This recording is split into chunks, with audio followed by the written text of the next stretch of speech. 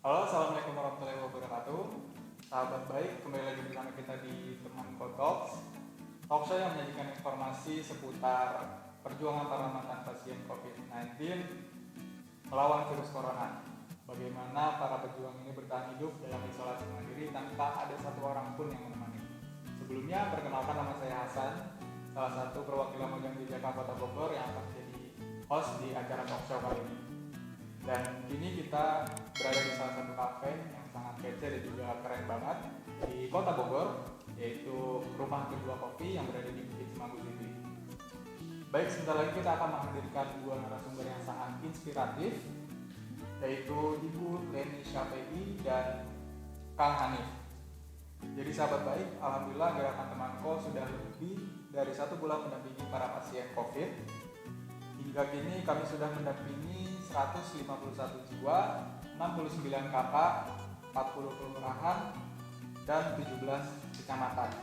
Baik, tanpa berlama-lama lagi, kita akan menghadirkan narasumber yang pertama, yaitu Ibu Leni Syafei. Halo Ibu, selamat siang Ibu. Selamat siang Kang Hasan. Bagaimana Ibu kabarnya hari ini? Baik, terima kasih Kang Hasan. Kang Hasan baik juga? Alhamdulillah Ibu, baik.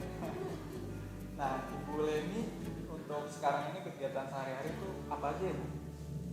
Ya, saya karena sudah pensiun ya dari PNS, Ya. masih beberapa kegiatan ikut kegiatan akademik karena saya dosen dulu ya. Ada kegiatan-kegiatan seperti itu, tapi karena sekarang kan kegiatannya online, jadi tetap di rumah gitu Ya, ya, zooming dan macam-macam itu. Ini baru pertama kali dekat-dekat dengan Kang Hasan. Dekat-dekat ya, kira-kira begitu di rumah ya masak apa gitu selain kegiatan. Berarti aktivitas tetap terus jalan ya Bu ya? Ya, aktivitas, tetap terus jalan ya. Nah ini Bu, kami penasaran tentang bagaimana Ibu bisa survive dan struggle juga di masa seperti ini. Nah, boleh diceritakan Bu sedikit sebelumnya Ibu kegiatan apa dan akhirnya Ibu bisa terjangkit COVID-19 Bu. Boleh diceritakan Ibu? Ya, itu Kang Hasan saya agak tidak persis tahu dari siapa ya. Tapi yang seingat saya itu ada kegiatan mungkin awal April atau akhir Februari, akhir Maret gitu, akhir Maret ada beberapa kegiatan saya, kegiatan kantor, kegiatan sosial, kegiatan keluarga. Udah agak demam-demam itu, tapi waktu awal April dan akhir Maret awal April itu kan nggak ada yang harus rapid test gitu ya. Saya belum ada gitu dulu itu ya, belum ada. Tapi udah demam-demam, saya baru sadari sekarang udah demam-demam dan ya karena nggak tahu apa-apa tetap aja ya minum obat paracetamol, ya pokoknya begitu aja, demamnya itu berkelanjutan sampai sampai saya dengar bukannya mau menyampaikan ini, saya dengar katanya swab itu apa gitu ya, ini gimana ya kita bisa gitu. Saya pergi ke rumah sakit Siloam yang di depan Kebun Raya.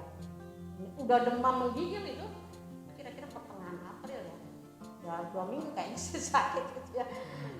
Di situ kemudian diambil darah, tapi kan tidak ada mandat Siloam waktu itu untuk tes-tesan itu, tapi diambil darah kemudian di ronsen dan terlihat saya sudah ini ya,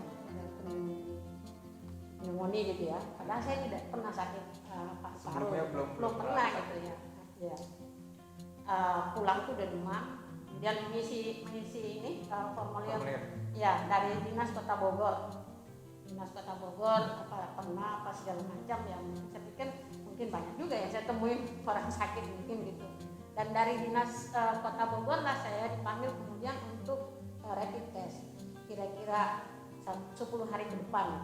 Jadi di April itu udah sakitnya udah nggak jelas gitu sakitnya gitu ya. Jadi setelah dari rumah sakit Siloam, Ibu dikasih obat. Setelah itu dikasih formulir. Ya, di formulirnya ditulis di sana. Ya. Rumah sakit mungkin yang kirimkan ke Dinas Kota Bogor. Saya pulang dikasih obat banyak.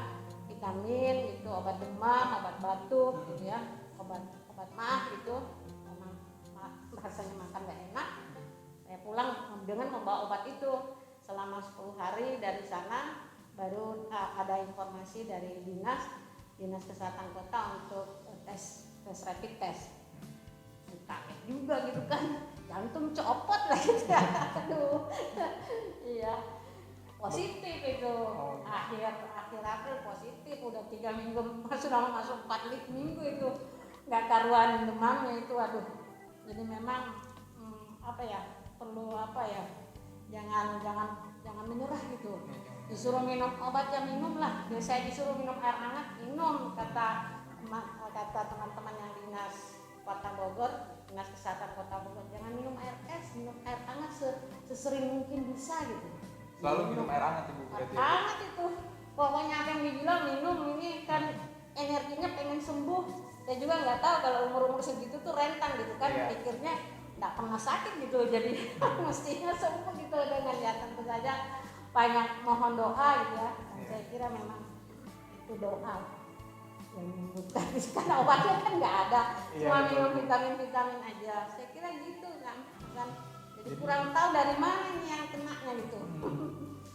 Bingung juga ya Bu ya, bingung juga mau disebut dari mana, saya tidak bisa nyebutkan, nanti tidak bagus juga.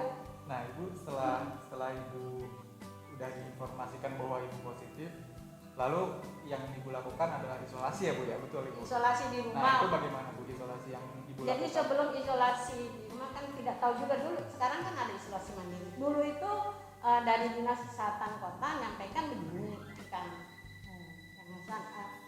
Ibu siap-siap saja bawa pakaian untuk ke rumah sakit. Saya siapin itu pakaian, malah beli gitu ya, beli yang maksudnya habis lepas pakai gitu yang murah meriah. Iya sekali pakai, terus das yang murah meriah, pokoknya ini habis pakai katanya dibuang, udah disiapin gitu tasnya. Jadi bawa itu sana, cari rumah sakit nggak ada, lapor dulu ini nggak ada, ini gimana Bu, nggak ada rumah sakit yang kosong. Ya untuk isolasi ya Bu ya? Iya untuk isolasi nggak ada di Bogor pada waktu itu. Kurang tahu lah, pokoknya semua rumah sakit kan ada juga teman-temannya di rumah sakit sambil nitip tolong gitu. Ini udah bawa tas gitu ya, semangatnya kan mau sembuh gitu. Iya. Tolong nggak ada. Terus dari teman di dinas kesehatan kota nyampaikan begini, Bu kita bertahan ya di rumah. Saya kan nggak tahu maksudnya apa. Siap Bu, apa pokoknya diomongin siap.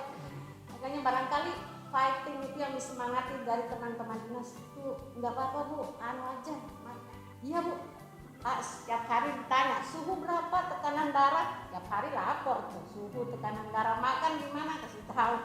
Hari ini muntah apa enggak, malam ini muntah, oh begini obatnya ganti dulu, ikutin gitu. Oh, jadi yang akhirnya Ibu isolasinya itu di rumah Bu? Di rumah April, Mei, kira-kira Juni baru mantap benar kan 5 kali swab saya. Di rumah akhirnya Ibu di rumah itu selalu melaporkan ya Bu yang dan lain sebagainya. Iya, dari dinas itu saya terima kasih betul itu dinas kesehatan kota itu nanya gitu suhu berapa itu, terus disampaikan Bu hari ini cuci muka aja ya, jangan mandi apa di tangan apa gitu, ikutin gitu. Oh selalu ya Bu? Ikutin jangan ini gitu. Saya pikir karena tidak di rumah sakit jadi apa yang diomongin, minum air hangat Bu, apa kalau bisa makannya sedikit-sedikit Bu, sedikit-sedikit makannya itu, dan sedikit-sedikit makannya, jangan terlalu, memang kalau banyak langsung muntah soalnya juga tidak mau makan, jangan nggak nafsu makan Bu? Jangan sakit lagi jangan gitu kayak gitu ceritanya.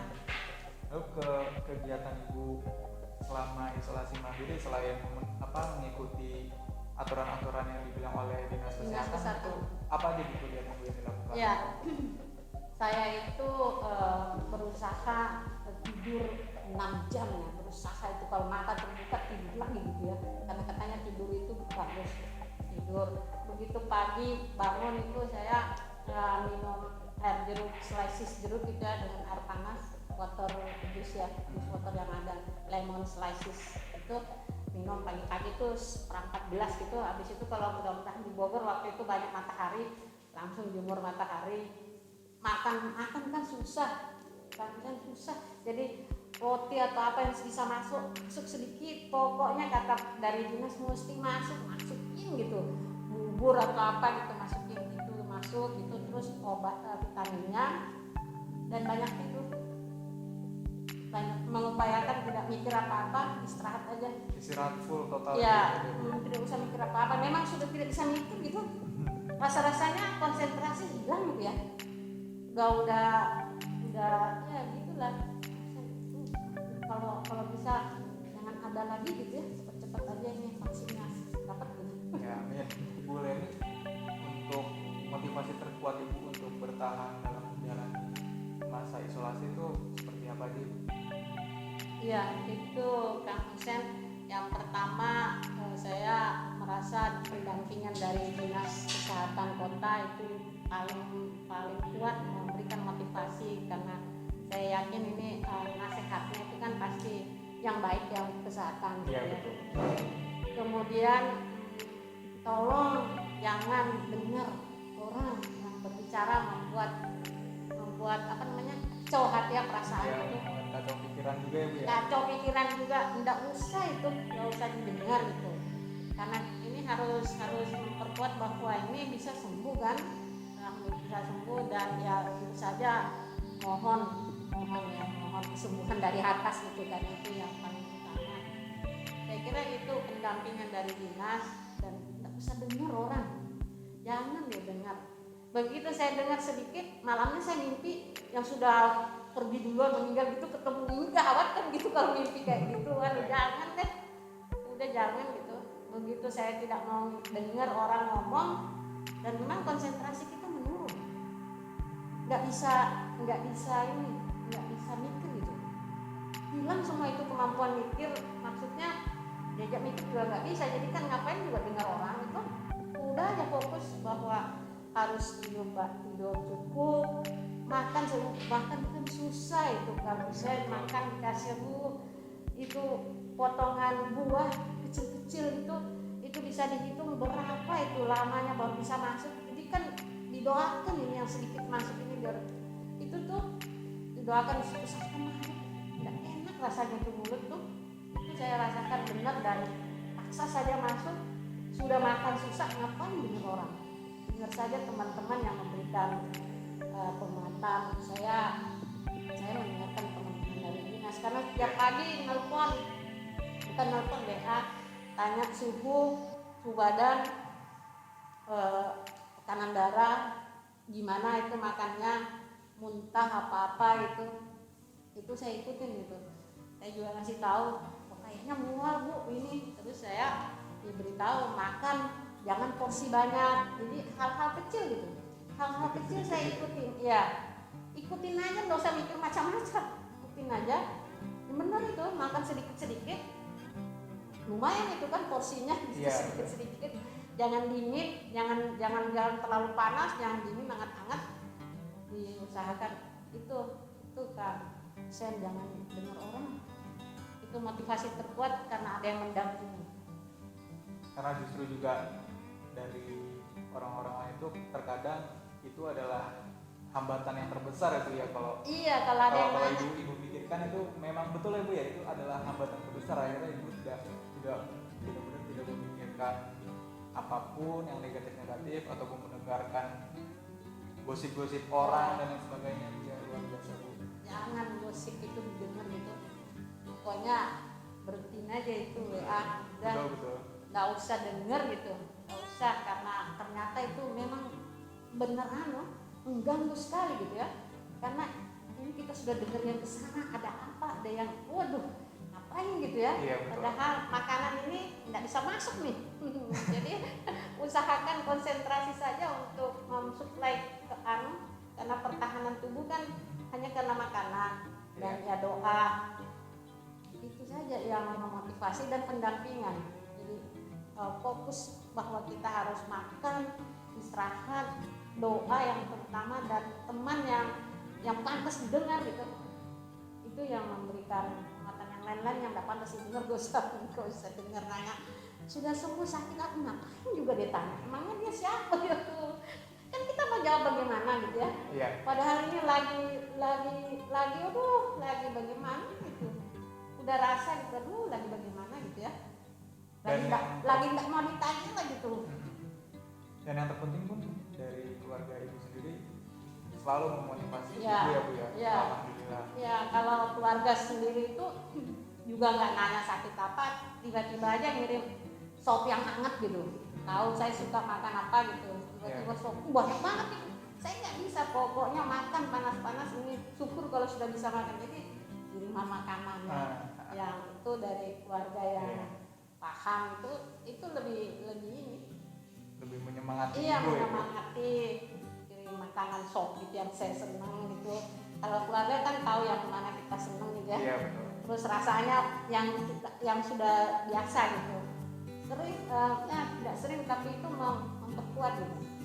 Itu enggak nanya saya sakit apa sembuh apa, cuma ditanya enak nggak, besok mau makan apa, wah kan senang sekali gitu. Kan Malah ditanya maunya apa gitu. padahal saya nggak bisa makan semua itu. Iya. Tapi karena dibuat dengan dukungan tali silaturahim dengan keluarga, saya paksain juga makan karena memang itu kalau sehat itu makanan favorit nih. Jadi belum makan juga saya pikir walaupun nggak ada rasa apa-apa di mulut, nggak ada rasanya itu di mulut. Baik bener semuanya baik sop maupun apa gitu sama rasanya gitu. Nggak ada bedanya ya Bu. Baik semuanya gitu, ditolak bener itu kan. Sahabat baik, sebelum melanjutkan bincang-bincang yang lebih seru lagi dengan Ibu Leni KPI, kita akan menyiarkan cuplikan iklan terlebih dahulu.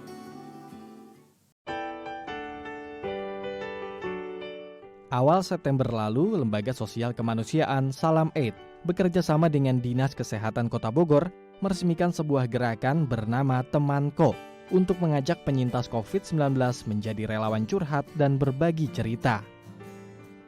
Ya, relawan Temanko bertugas memberikan motivasi dan mendampingi para pasien kasus COVID-19 dan keluarga pasien yang sedang menjalani masa karantina di rumah sakit atau karantina secara mandiri di rumah. Setidaknya ada 27 relawan yang telah tergabung yang telah diberikan pengarahan dan edukasi pendampingan pasien terjangkit COVID-19 melalui layanan video konferensi selama 15 menit hingga 30 menit.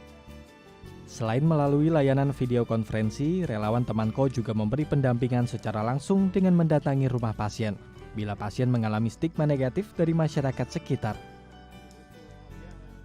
Nah, kemudian kita diskusi dengan RT RW setempat, dengan Satgas setempat untuk melakukan edukasi terhadap masyarakat bahwa COVID ini bukan penyakit yang hina, bukan penyakit yang membabi buta bisa menyerang siapapun. Kenyamanan pasien menjadi perhatian utama bagi relawan dalam menjalankan tugasnya. Dan ketika mereka sembuh dari penyakit, menjadi suatu kebahagiaan bagi para relawan. Kalau total kurang lebih ada 12 orang ya. Totalnya 12 orang, tapi yang sekarang ditangani langsung, alhamdulillah dari 12 tadi 4 sudah sembuh, sisa 8 orang. Sekarang 8 orang yang sedang kita tangani. Ardan, salah satu relawan yang bergabung, merasa bangga bisa memberi semangat dan bantuan psikologi bagi pasien positif COVID-19. Selain itu, ia bersyukur pengalaman dirinya yang menjadi penyintas COVID dapat bermanfaat bagi sesama dan dapat meringankan beban orang lain. Saya pun sebenarnya tidak ingin merasakan hal seperti itu, jadi saya turun menjadi relawan agar teman-teman saya yang positif, pasien-pasien yang positif lain tidak merasakan hal yang sama seperti itu. Dengan adanya relawan teman ngobrol, diharapkan pasien positif terjangkit COVID-19 dapat termotivasi untuk membangun kembali semangatnya untuk memulihkan dirinya seperti sedia kala. Media Tawadu, Syahri Kurniawan, DAI TV. Baik Ibu Leni KPI, berkenaan dengan Temanko. Nah, ini ada juga beberapa hal yang ingin saya tanyakan Bu. Kenapa Ibu Leni ini ingin bergabung dengan Temanko? Iya, Kang Husen. Kalau saya bisa berbagi bagaimana semangat kepada teman-teman yang sedang mungkin lagi sakit ini sampai terharu juga sih kalau ingat.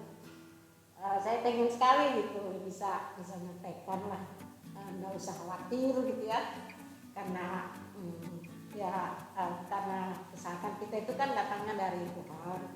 Jadi jangan sampai putus harapan dengan mengetahui ada kumpulan temanku seperti ini kan, jadi bisa berbagi gitu ya, berbagi pengalaman apalah ya, mungkin tidak berharga tapi saya kira pernah saya rasakan semangat membuat kita tetap motivasi tinggi itu luar biasa gitu. Mungkin itu yang saya ingin, kenapa saya mau masuk di bersama-sama dengan temanku itu. Jadi memang murni dari hati ibu ingin membantu. Ya kalau bisa ya, Bu, kan nggak punya apa-apa ya, tapi artinya kalau bisa berbagi yang pernah saya lewatkan gitu, misalnya saya suka tidur cukup gitu, itu kan mungkin orang lain kalau ngomong ini teori dari mana gitu. Kalau saya pikir ini benar-benar saya rasa kalau kurang tidur itu besok badan lemas itu, makan juga mulut tambah tidak bagus gitu. Jadi kira-kira yang kayak begitu sederhana tapi yang saya lakukan ingin juga saya share kepada, dan tempatnya mungkin kan seperti di teman-temanku bisa keliling pasar ngasih tahu gitu. Ya kira-kira begitu. Jadi yang kegiatan yang sudah dilakukan Ibu di temanku apa aja kegiatannya? Ya, saya pernah ikut tim dengan teman-teman temanku, tim yang dari Dinas Kesehatan Kota keliling pasar yang kedua untuk menyampaikan hati-hati dengan COVID, jaga jarak, pakai masker, dan kami ini yang sudah sehat jangan sampai sakit seperti kami gitu ya. Ya benar-benar ini COVID-nya ada gitu, nggak bohong, ini ada benar, ini sudah pernah, dan jangan sampai, dan itu hanya bisa dilakukan kalau kita seperti kami ya, protokol kesehatan yang ketat gitu. Jadi itu sudah pernah saya ikut ke pasar gitu, siang-siang gitu ya. Pertama kali lihat pasarnya gitu kan, di belakang gitu, ini pasar apa bukan gitu ya. Tapi dengan semangat ya senang gitu ya, karena dengan teman-teman gitu. Kemudian saya juga sedang mendampingi yang sakit sudah 3 minggu ya, 3 minggu. Saya nggak tahu kalau misalnya beliau ini yang sakit ini suaminya, saya berhubungan dengan WA dengan istrinya. Bapaknya itu 3 minggu sudah di rumah sakit ya. Ternyata baru saya tahu kemarin itu ternyata bapak itu bawaannya sakit gula. Sekarang dibolehkan pulang ke rumah tapi masih positif itu. Tanggal 10 harus di swab lagi. Ya saya tahu betul bagaimana perasaannya ibunya ya. Aduh ini Bu, bapak ini nggak mau makan. Saya cuma ngomong, ya namanya kalau orang sakit Bu, saya pernah rasa gitu, tolong dimaklumi gitu. Mohon jangan sampai agak putus asa juga ibunya ya. Saya cuma bilang, saya pernah rasa itu Bu. Jadi kalau bapak nggak mau makan, itu saya dulu pernah tidak begitu. Jadi kalau ibu pernah merasakan, jadi tolong dimaklumi, kesian lah bapak itu kalau dia sudah mau masuk 1 suap aja, pertanda udah mau sembuh itu. Jadi kira-kira berbaginya gitu. Saya juga berencana karena ada beras ini ya, beras yang bagus untuk ini beras sagu namanya. Ya dari ada profesor ahli sagu, kebetulan di webinar mana gitu menyampaikan tentang tumbuhan sagu, dan itu glikemiknya rendah. Saya juga mau menyampaikan ibunya itu merasa senang sekali, bagus sekali kalau karena di rumah sakit di diabetes, beberapa rumah sakit Jakarta yang pasiennya banyak diabetes, makannya itu beras itu. Saya baru tahu bapak saya nggak berani makan, karena dulu tuh saya nggak suka ditanya kalau sakit tuh, jadi saya nggak mau nanya ibu saya nggak mau nanya bapak sakit apa, nggak mau itu. Saya cuma bilang bapak kan sudah Bu ya, Iya. sudah infusnya bagaimana? Oh sudah lepas infus Bu. Alhamdulillah sudah. Jadi saya nggak nanya itu, saya nanya makannya sudah banyak nggak Bu, kira-kira begitu, yang sepertinya saya ingin dengar ucapan itu waktu dulu saya sakit gitu. Iya. Saya ulangi aja, saya nggak mau dengar yang saya tidak suka dengar waktu saya sakit gitu. Kira-kira itu yang saya sampaikan sekarang yang saya dampingi sekarang. Nah, Ibu pasca COVID ini ada tidak perubahan kondisi badan yang dirasakan oleh Ibu? Iya, apa ya? Yang sebelumnya apa menjadi bagaimana gitu? Mungkin ini ya, agak cepat lelah ya. Cepat lelah, Bu? Sedikit gitu. Sedikit cepat ya, lelah. sedikit agak cepat lelah. Atau masih ada kadang suka sesak atau gimana gitu? Enggak ada kalau itu? enggak ada. Kalau sesak terus mulutnya tidak berasa gitu, terus apa gitu, badan sakit atau pusing atau itu enggak ada. Enggak ada ya, cuman Nggak ada. hanya Yang aja, Bu? ya kelihatannya ya, Lelah. kelihatannya agak sedikit cepat lelah ya. Ya, cepat lelah. Sedikit aja karena saya sekarang ini masih tetap mengikuti sarannya teman-teman di dinas, tolong makan banyak buah, banyak sayur, itu saya jalankan terus itu. Terus makan telur rebus gitu ya. Sampai aja. sekarang Ibu ya? Ya?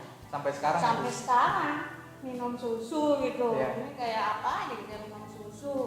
Buah dengan sayur itu enggak pernah, tidak apa aja, mau kangkung, bayam, pokoknya ada yang masuk. Buahnya ini lagi musim mangga, makan mangga jeruk gitu. Tetap aja jaga gitu. Mungkin itu juga yang jangan kendor gitu ya. Iya. Jangan kendor gitu. Terus juga waktu itu disarankan menjaga kebersihan. Jadi maksudnya mandi gitu, Iya. benar-benar mandi bersih. Maksudnya saya suka mandi air hangat gitu ya. Jadi dengan sabun. Betul-betul kalau mandi itu benar-benar harus bersih gitu ya, Bu ya? Iya. Pulang ini kalau pulang seperti gini langsung baju apa segala macam langsung rendam cuci gitu ya. Iya. Baik Ibu, terakhir pesan yang ingin Ibu sampaikan kepada para pejuang COVID, Bu. Maka Ibu, pesan yang ingin Ibu sampaikan. Iya, terima kasih kesempatannya Kang Sen. Saya ingin menyapa bapak-bapak, ibu-ibu, saudara-saudara, adik-adik, barangkali mungkin juga anak-anak yang sekarang sedang sakit, terpapar COVID, entah di rumah atau di rumah sakit. Penyakit ini memang cepat sekali yang menyerang orang itu, terpapar itu. Tapi yakinlah bahwa ini ada solusi untuk sembuh kalau kita menjaga kesehatan, menjaga daya tahan tubuh, makan yang kuat, walaupun tidak bisa makan, paksa saja makannya, tentu saja diiringi dengan permohonan, doa gitu. Tapi saya kira jangan sampai putus asa. Ini nggak boleh jangan dilawan dengan putus asa, harus tekad kuat bahwa ini bisa diatasi. Saya sih udah umur segini dan ternyata masih bisa ngobrol di sini. Ini pasti karena doa semua teman-teman dan nasihat dari Dinas Kesehatan untuk tetap makan bergizi dan tidur yang cukup kalau malam hari. Saya doakan semua bapak-bapak, ibu-ibu, teman-teman yang sedang sakit baik di rumah maupun di rumah sakit agar bisa segera sembuh kembali. Luar biasa Ibu, terima kasih banyak Ibu Leni sudah meluangkan waktu untuk berbagi cerita dan juga berbagi inspirasi kepada para pejuang-pejuang COVID di sana Ibu. Semoga Ibu selalu diberikan kesehatan dan juga keluarga Ibu selalu diberikan kesehatan ya Bu ya. Baik teman-teman semua, itulah tadi kata-kata inspiratif dan juga pesan yang Ibu Leni sampaikan bahwa jangan putus asa dan selalu untuk semangat. Jangan pernah menyerah.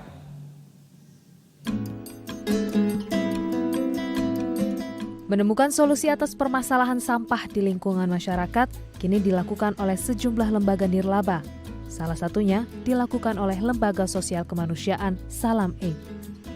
Lembaga yang bergerak di bidang pemberdayaan masyarakat dan kesehatan ini sejak 17 Agustus 2019 lalu memiliki program klinik rumah sehat Salam Walargi. Klinik rumah sehat Salam Walargi merupakan gerakan tukar sampah non-organik dengan layanan kesehatan. Warga yang menjadi anggota klinik sampah ini akan mendapatkan layanan-layanan kesehatan berupa konsultasi medis, pemeriksaan kesehatan, panduan kesehatan keluarga, dan pelayanan ambulans ke rumah sakit jika mengalami kondisi darurat. Niat baiknya gitu, memberikan kemudahan. Jadi kadang-kadang warga itu untuk berobat aja sulit gitu kan. Kadang sulit, kadang mereka nggak punya uang segala macam. Ya kita nggak bisa inilah gitu, nggak bisa ngebantu gitu dengan yang gimana. Akhirnya kita dirikanlah rumah sehat untuk memudahkan masyarakat warga berobat gitu. Meski mewajibkan warga atau calon pasien membawa sampah, Salam Aid tidak menentukan jumlah minimal sampah yang wajib disetorkan untuk mendapatkan layanan kesehatan. Kenapa dengan sampah? Agar ini juga bisa memberi kebersihan di lingkungannya sendiri terutama gitu ya, dan menjadi budaya. Nanti kalau sudah menjadi budaya, jadi kebiasaan ya udah.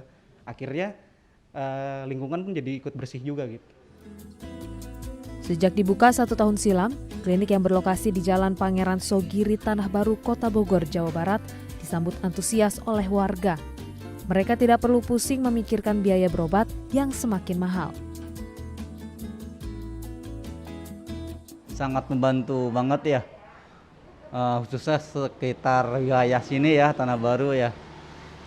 Alhamdulillah juga biasanya saya itu cek ke dokter yang lain bisa kena 2 bulan sekali gitu kan, atau 3 bulan lah gitu ya. Sekarang bisa kontrol 2 minggu sekali. Klinik Rumah Sakit Salam Walargi dapat dimanfaatkan oleh warga setiap hari Senin hingga Jumat pada pukul 11 hingga 2 siang dan libur pada hari Sabtu, Minggu, dan tanggal merah. Media Tawadu, Doni Hidayat, The ITV.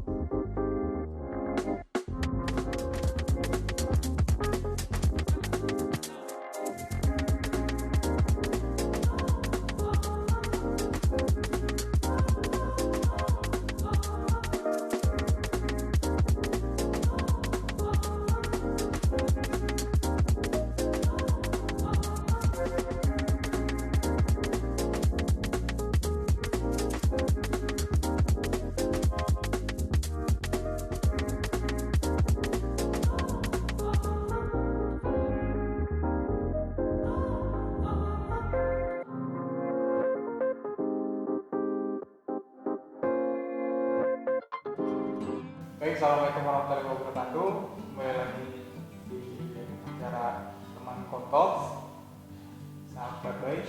Sekarang kita berada di kafe yang kece dan juga keren banget, yaitu bernama Rumah Kedua yang berada di Kota Bogor, tepatnya di Bukit Cimangun City. Sekarang kita akan berbincang bersama owner dari Rumah Kedua Kopi, yaitu Kang Hanif. Kang Hanif, apa kabar Kang?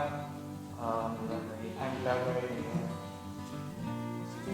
Kang, sebelumnya boleh diceritakan kan kegiatan sehari-harinya gimana Kang? Kegiatan sehari-hari ke ini aja sih, kesini aja sih paling ngurusin kedai sama sekarang bentar lagi istri mau lahiran di ini sih jagain istri. lebih fokus dengan istri sama fokus coffee shopnya ini Ya sama sana. Nah, untuk keadaan kedai akan setelah COVID datang tuh gimana Kang? Mungkin lebih kerasa pas awal-awal pandemi sih. Pas ingat saya sih bulan Februari akhir kan baru masuk di Indonesia. Terus juga pada saat itu juga kan udah mulai ramai tuh kan soal lockdown dan segala macam. Akhirnya kita sempat vakum beberapa bulan. Ini Kang, berbicara untuk lebih dalam lagi tentang rumah kedua punya Akang, karena menarik dari nama coffee shop ini namanya rumah kedua. Nah, boleh nggak Kang ceritain sedikit sejarah singkat dari rumah kedua kopi, terus juga kenapa dinamakan rumah kedua kopi, dari konsep dan lain sebagainya, boleh nggak Kang diceritakan? Oke, jadi sebelumnya kedai ini tuh bernama Infinity's Coffee. Cuman karena waktu itu konsepnya tuh bukan coffee shop, lebih ke car wash. Nah, terus seiring berjalannya waktu, kemarin itu ya ada lah itu beberapa teman yang sering kesini. Terus juga mereka bilang, oh di sini tuh udah kayak rumah kedua buat gua gitu, teman-teman tuh waktu itu. Nah dari situ kayak, oh iya kenapa kalau kedai ini tuh nggak diganti aja gitu namanya di rumah kedua gitu. Jadi biar kedai ini tuh jadi rumah kedua buat semua gitu. Nah dari situ akhirnya pas kemarin pandemi itu car wash tuh mulai apa ya, mulai ini sih, mulai berkurang, terus mulai sepi. Kita juga kasihan kan sama apa ya, sama karyawannya juga waktu itu. Akhirnya kita putusin untuk tutup car wash-nya, kita rebranding lagi jadi ke coffee shop dan co-working space gitu. Itu sih awal mulanya kenapa jadi rumah kedua. Terus mengenai konsep dari rumah kedua nih Kang, mungkin teman-teman di sana mungkin belum tahu dan penasaran mungkin rumah kedua itu seperti apa sih? Boleh kan dijelasin konsep yang Abang buat itu seperti apa? Di sini konsepnya kedai kopi sama co-working space. Jadi selain ada apa ya, selain kita nyediain tempat buat ngopi, kita juga ada dari tempat buat kerja. Kayak misalkan kita sediain ruangan khusus untuk orang-orang yang misalkan mau kerja, atau kita sewa untuk rapat gitu. Dan memang di sini konsepnya kita buat lebih kayak ya ini sih, tempat yang nyaman buat nongkrong sama buat kerja. Makanya kita konsepkan kedai ini jadi co-working space itu. Yang terpenting adalah kenyamanan untuk customer ya Kang. Ya, makan rumah kedua gitu. Biar jadi rumah kedua buat semua gitu sih tujuannya. Nah, untuk Akang sendiri kenapa mau ikut kerjasama dengan temanku nih Kang? Begini kan,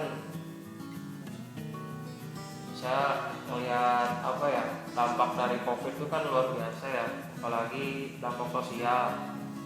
Saya sering lihat di berita tuh banyak gitu dari apa ya, yang kena COVID itu banyak yang istilahnya dikucilkan segala macam gitu kan.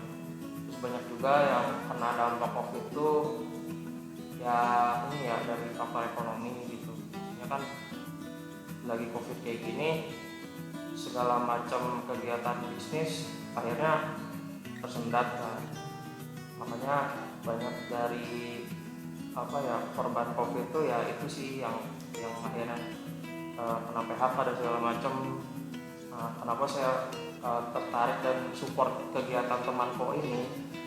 Ya karena itu sih, teman-teman di apa ya, di temanku ini membantu korban-korban COVID yang terkena dampak langsung dan tidak langsung gitu.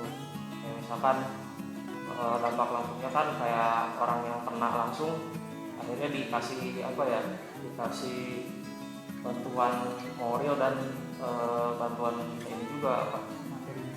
Iya, bantuan materi kan, kayak dikasih apa namanya, dikasih obat, dikasih pangan juga gitu untuk membantu mereka yang sedang kesulitan. Itu di sisi sosialnya juga, maksudnya ngebantu teman-teman yang ini juga gitu, yang kena dampak dari COVID. Kalau dari Kang Hanif sendiri, pengalaman pribadi tentang COVID atau ada nggak dampak yang berpengaruh terhadap Kang Hanif sendiri dalam datangnya COVID ini, Kang? Kalau dampak ke alhamdulillahnya sih saya sampai sekarang alhamdulillah belum sampai kena COVID. Cuman dampak yang dirasakan ya itu sih semua rata pasti ngerasain dampak ekonomi, krisis lah kayak gini gitu kan. Ngerasain ya bisnis jadi kurang lancar segala macem. Mungkin yang pengalaman saya sih yang lebih terasa itu sih lebih kayak krisis, dan juga mungkin kebiasaan yang mungkin sekarang agak beda gitu ya, kayak sekarang kemana-mana harus pakai masker gitu, terus juga physical distancing gitu kan, jangan terlalu sering kontak dengan orang karena takutnya tertular dan segala macem gitu. Paling itu sih yang dirasakan. Jadi lebih terbatas ya Kang daripada sebelum COVID datang ya Kang? Iya, beda banget gitu biasanya sering bisa lakukan sama setelah COVID itu terasa banget sih. Iya. Untuk protokol kesehatan sendiri yang Kang Hanif lakukan untuk coffee shop Akang yang bernama Rumah Kedua Kopi itu bagaimana Kang? Kalau kita sih melakukan yang sudah distandarkan ya, kayak misalkan hand sanitizer gitu kan, kita sedia itu. Terus juga kita ngecek suhu sih, takutnya kan ada yang datang ke sini suhunya lebih tinggi kan gitu. Kita sih pencegahan aja, kalau misalkan suhunya tinggi kita suruh pulang gitu. Suruh pulang? Ya. Tapi udah pernah ada yang kayak gitu Kang? Sejauh ini sih belum sih. Belum ya sejauh ini? Iya, alhamdulillah nggak sampai sih. Lalu Kang, bagaimana cara pengunjung Rumah Kedua ini yang ingin berdonasi untuk gerakan Temanko? Bagaimana Kang? Di depan bar tuh kita sediain tuh ada barcode. Nah itu nanti tinggal di-scan aja. Nah, di situ nanti tinggal masukin donasi sih. Gampang sih itu. Gitu doang. Serba digital ya Kang? Iya. Nah, balik lagi kepada produk dari Rumah Kedua Kopi ini Kang. Kopi terfavorit atau yang best seller kayak di Rumah Kedua sendiri itu apa aja sih Kang? Kita di sini punya signatur juga sih, signatur kopi susu. Kita namain kopi susu Rumah Kedua. Nah itu yang biasanya favorit di sini karena kopinya balance sama krimnya sama gula arennya. Itu sih yang lebih favorit di sini.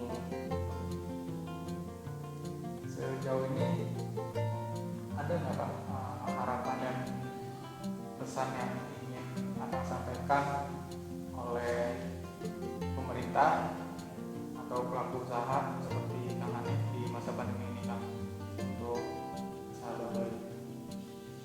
Ya harapannya sih semoga cepat berlalu.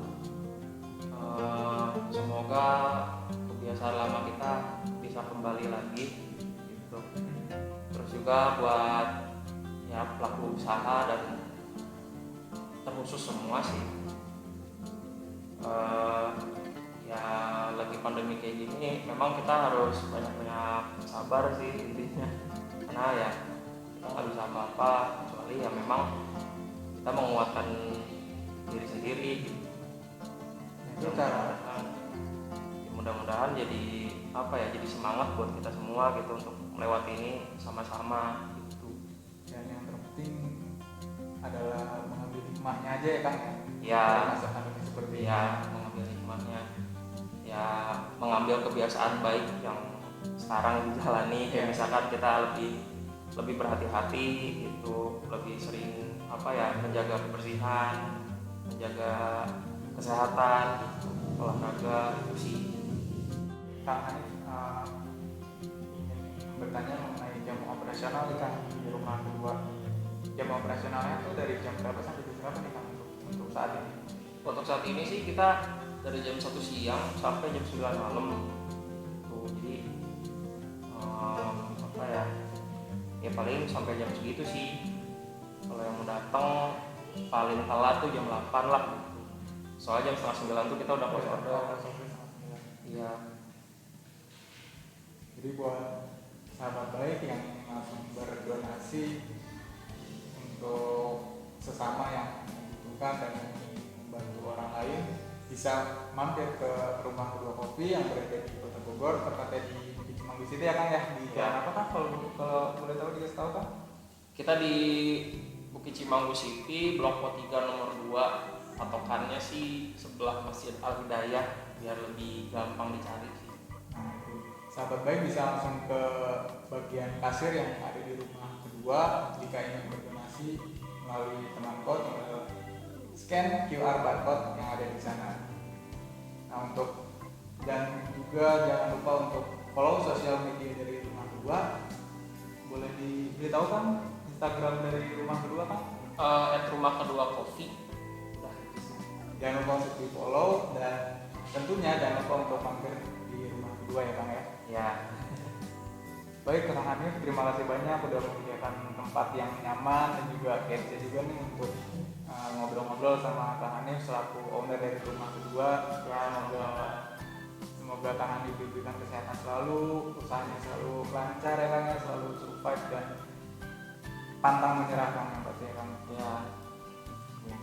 Oke, sahabat baik, jangan lupa saksikan YouTube channel Salam 8 dan jangan lupa juga